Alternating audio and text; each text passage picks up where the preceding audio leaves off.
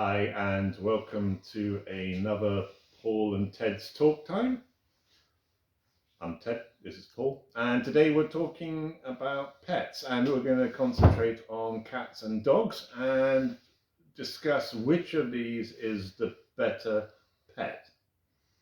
Paul. Interesting, because up until today, it was a no-brainer for me, and I would have vehemently and adamantly said that my dog is the best dog in the world, and dogs are far better than cats. But it's not as clear-cut as that, and there's several reasons why that's the case. Today or generally? In a more objective light, generally. Okay, well, let's first of all, you've got dogs and cats. Yeah. Right. Okay, I've got dogs. Sometimes I have cats if the rat population is getting too high, but normally it's just dogs. Okay.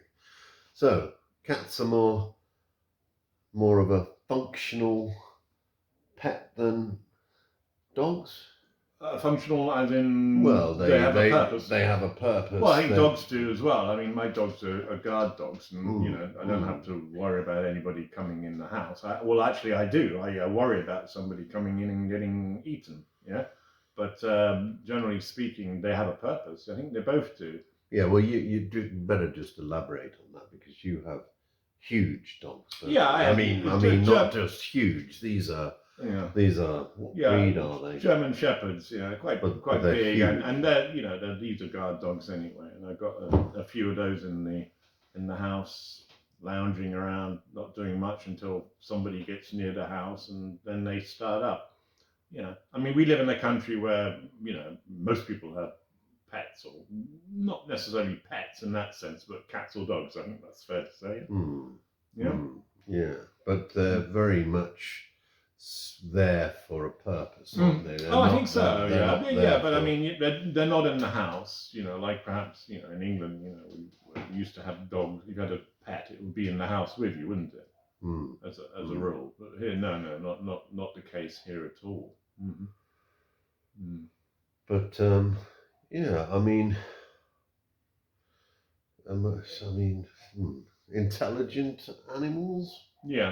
Yeah, definitely. They can, they can see when you have a change of mood.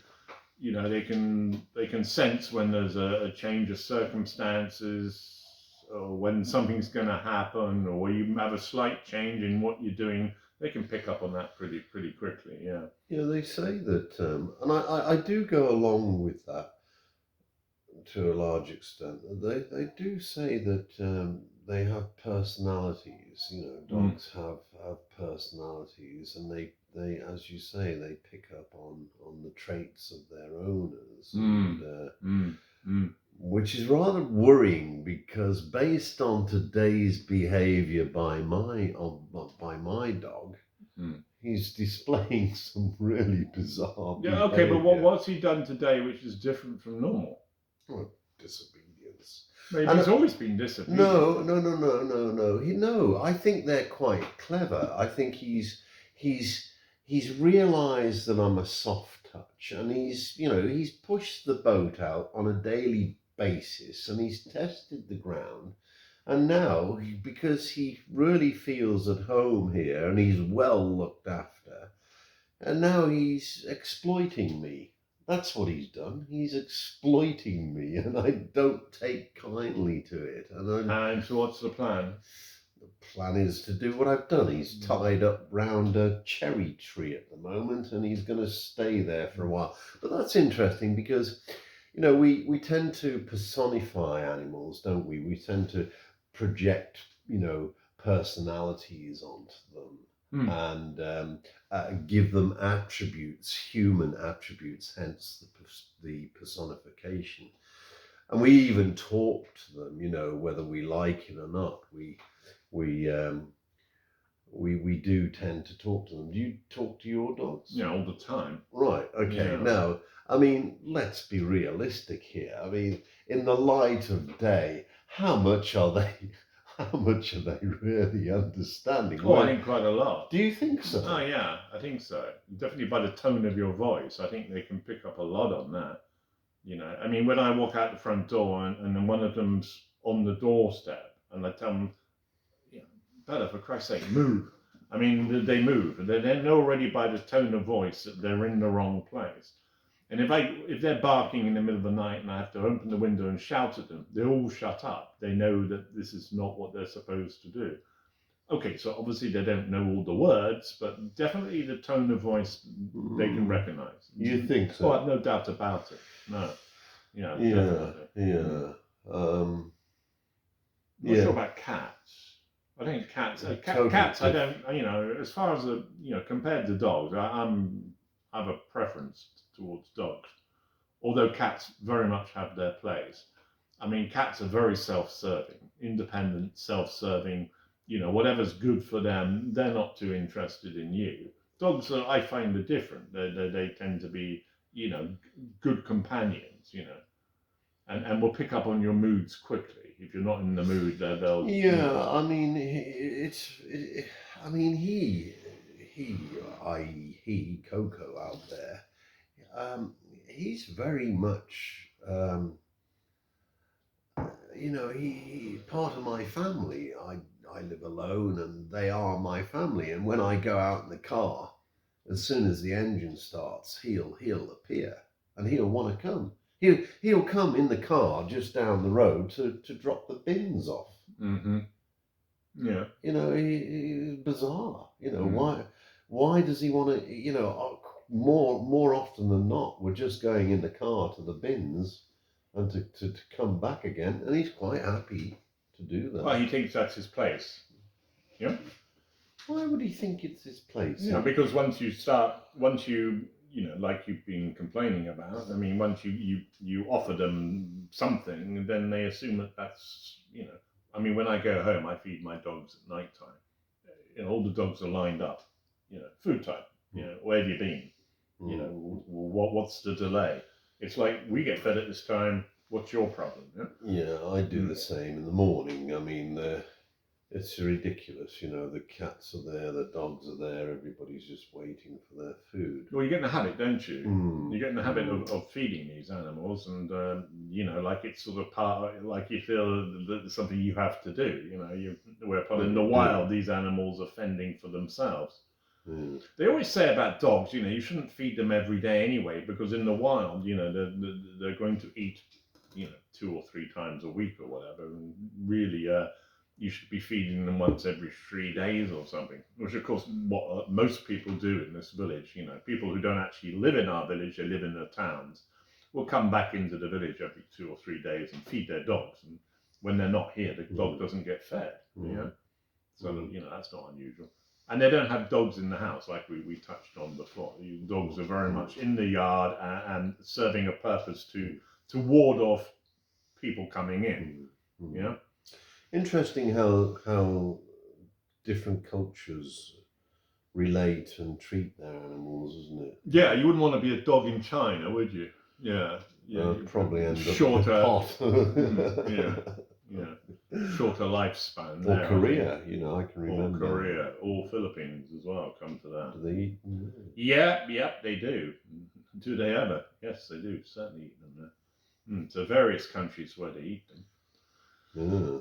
I don't. So, where would you most like to be a dog? What country? I guess England's pretty good. England is it's got to be up there on the top of the list, hasn't it? Yeah, they treat them really well there. Yeah. I mean, the thought of leaving the dog out all night is a bit of an anathema, isn't it? Yeah, and also whether or not the flip side to that is do the dogs living in England get enough exercise? Do people take them out for walks? No, I think they do. I think they do as well. Yeah, I think... Generally speaking, it's not too bad. Even my mum in her latter years, a dog which doesn't look unlike that thing you've got out there. I mean, she wouldn't refer to my beautiful dog as that thing, Oh, you're warming to it again now. Yeah. Okay. Anyway, even my mum in her latter years would still manage to get round the village with the dog, giving it a walk at some point during the day, usually in the morning. Yeah. So I think, England's a good place if you have a dog. Better pet. Let's get down to the nitty gritty. Pros and cons. Cats. Pros. Well, cats here are very, very handy because we live in a very rural area, and apart from Paul's house, because this is the only house in the village where apparently there aren't any rats. Right, every other house has rats apart from Paul's, because Paul doesn't believe that rats will come to this place. He says, "My cats catch the rats."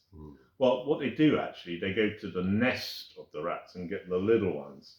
We never see any of his cats with a big rat, just the little ones. And I can back this up with some data, because I borrowed his cat on a couple of occasions, drew a blank in the kitchen. Actually, I catch more rats in my kitchen, which is outside of the house. So anyway, so dual purpose.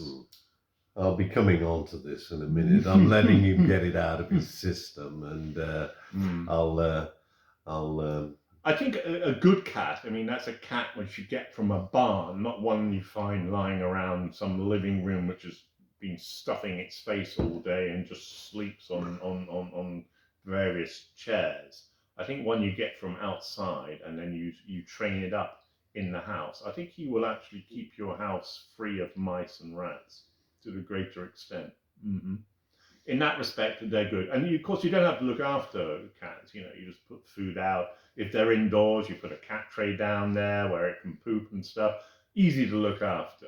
Yeah. And they're there, they'll come and watch TV with you and stuff. So there's quite a lot of pluses. Yeah. You with me on all that? Yeah. I'll go along with that. But the dogs, definitely better value for company. Which is more expensive?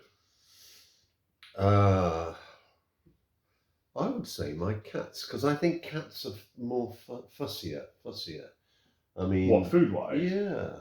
If you're going to feed them, like prime food, yeah. But they eat less, obviously, when you've got a dog my size, Like I feed my dog dried biscuits. The vet tells me dried food is better for them. I don't know why, but there you go. And the biscuits go as far as the cat food in terms of,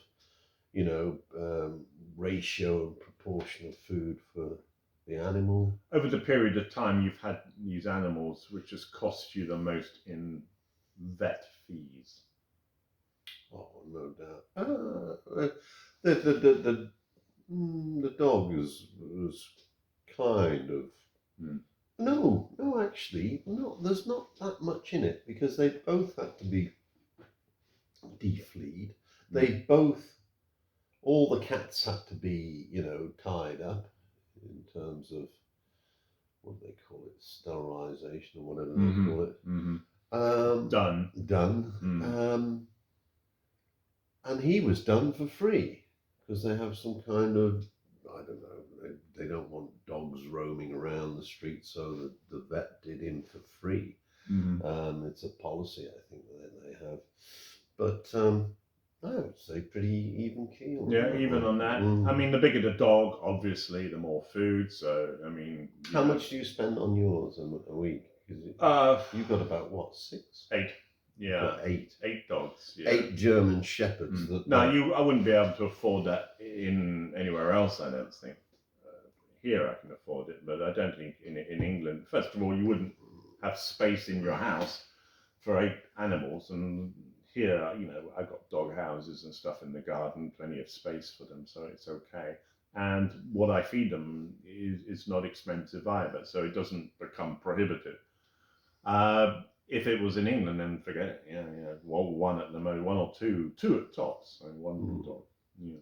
Now, one thing that we haven't touched on is, we have, but we haven't talked about it in detail, is value for money in terms of the cats. Well, they keep the mice and the rats away, but the dogs also keep the nasty humans away. They don't do. They? Yeah. If you're, and the more rural you are, the more perhaps that runs.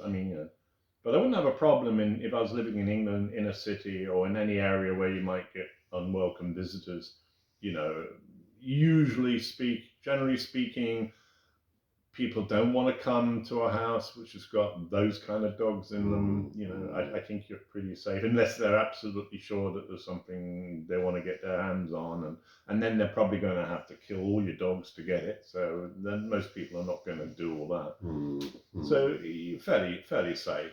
But it takes you quite a while to tend to their needs, doesn't it? I mean, how many hours would you say that you dedicate to each day looking after your Well, I think you pets? sort of blend it in with other things you're doing. I don't think you sort of have a set time, which is. I don't know. Well, I mean, if you're cooking, I cook the dog food. Right. Well, that takes time. Yeah, but How I long mean, does that? well, I mean, you know, an hour or so. But I mean, I do that at the same time as I'm doing other things. So I wouldn't say, well, this particular time is It's not an inconvenience for you. Well, I mean, it would be if you looked at it like that. But for me, no, it's fine. It's part. Because you're getting your value for money. Yeah, very much so. Yeah. I mean, let's have a look at you. Well, what do you do for security here?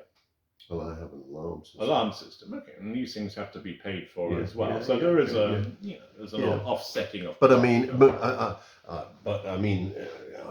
would I have dogs permanently if I could, and if I was here permanently? Sure, yeah. I'd have them like you, and you know, I'd have the perimeter fencing all hermetically sealed, and perhaps a better quality dog as well. Yeah. You know, you should see him. He's really cute. I know I've had a bad day with him. But in the dog house today, however. In the very much. But your animal is what, a pet? Is that what we're calling that animal? A pet? He's a freak, isn't he? Yeah, but he has no other purpose apart from hanging Well, he bit you. He's a good guard dog. I was very it's not a pleased good about guard that. dog. I mean, you know, you could steal. Well, hang on. He's not a good guard dog. You won't come in the garden unless you're carrying a stick. Well, yeah, but he's not. He's not going to prevent anybody from stealing from the house. To be quite frank, I'm not stealing from your house. I have to come and sit here and listen to you. So I'm not in that category. He's not a guard dog. He's a pet. He's good company.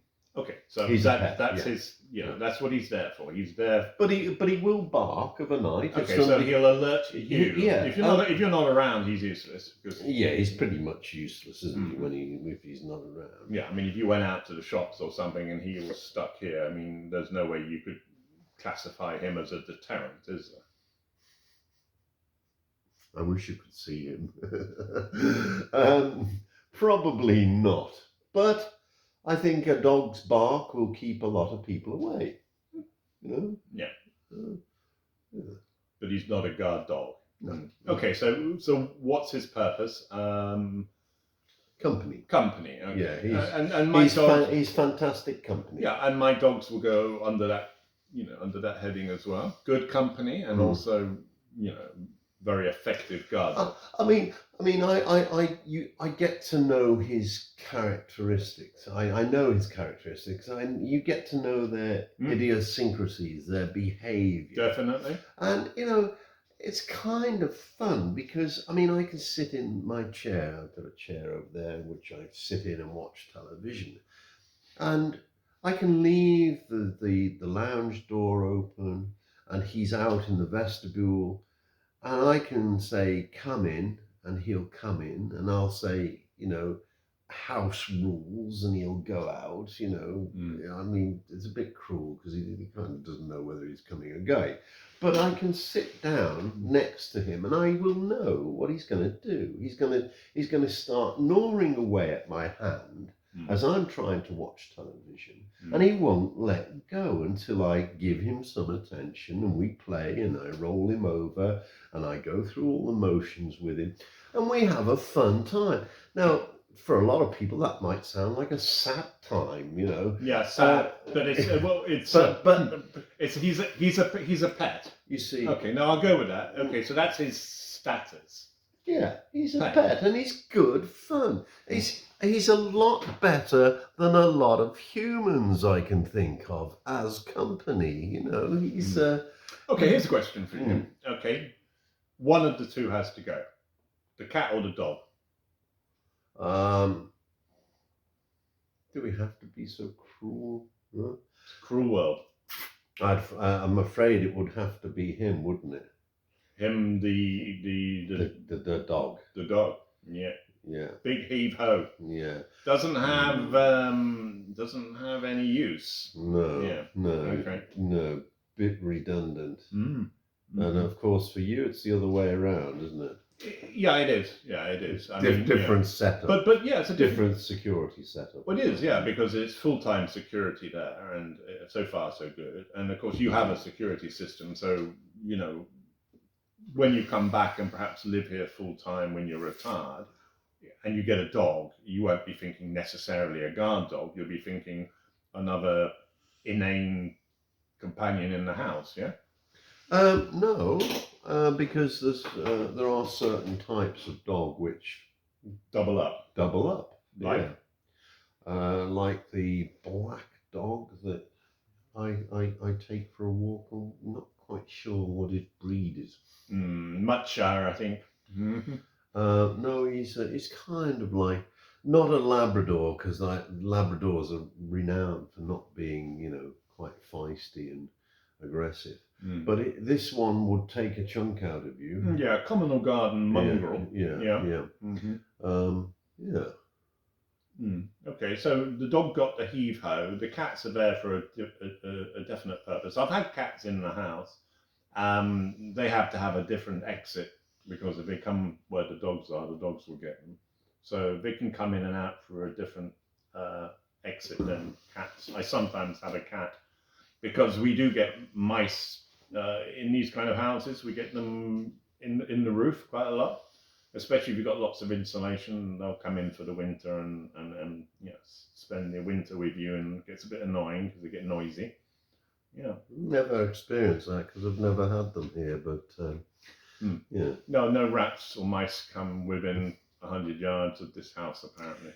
That's correct, yes. Yeah, I can see where we're gonna go with this after we've finished. Yeah, but no, I've had Phoebe and Tom and Jerry, my cats, come in and bring me their takings for the evening. No. But they have to go over to Hans's Yeah, they house. raid the nest of the babies and bring the little ones. It's a kind of pulling the wool over your eyes a bit there, I think. And and now it's time for our food and it's our sleep. Yeah. Yeah, but I mean, I've seen the rats this big. Oh, rats are big. Yeah, rats are around in this village, definitely. Yeah, and because most people have animals of other descriptions, chickens and what have you, and if you've got chicken food, goat food, all these other things people keep here in this village, then the rats are around. I'll tell you what, though. I'll tell you what I am extremely impressed about is how these cats lock onto these mice. Oh, that's impressive. Yeah, they're very effective. Yeah. I mean, I've seen one in action. No, if I have a cat in the house, if the scratching starts in the roof, I think, right, time to get a cat. And then cats are easy to find. Everybody has one too many cats, so you just go online, to the sort of the site where everybody goes asking for stuff from neighbours, and then the next day I'll have a cat. And then once he or she settles in, the mice are gone. First day, as soon as a mouse knows that there's a cat in situ, then you haven't got mice anymore in the house. That's definitely the case. So they do have their purpose. So there you have it. Cats versus dogs. Cats and dogs. I guess we're a bit biased, aren't we? A little bit, aren't we? No, you said cats. Yeah. No, I'm not so sure we are. Anyway. Let us know if you've got any anecdotes about your pets and what do you think. And don't forget to hit that subscribe button. We do appreciate all our followers subscribing and hitting the subscribe button. And we'll see you soon. Yeah, just a matter of time. Bye for now.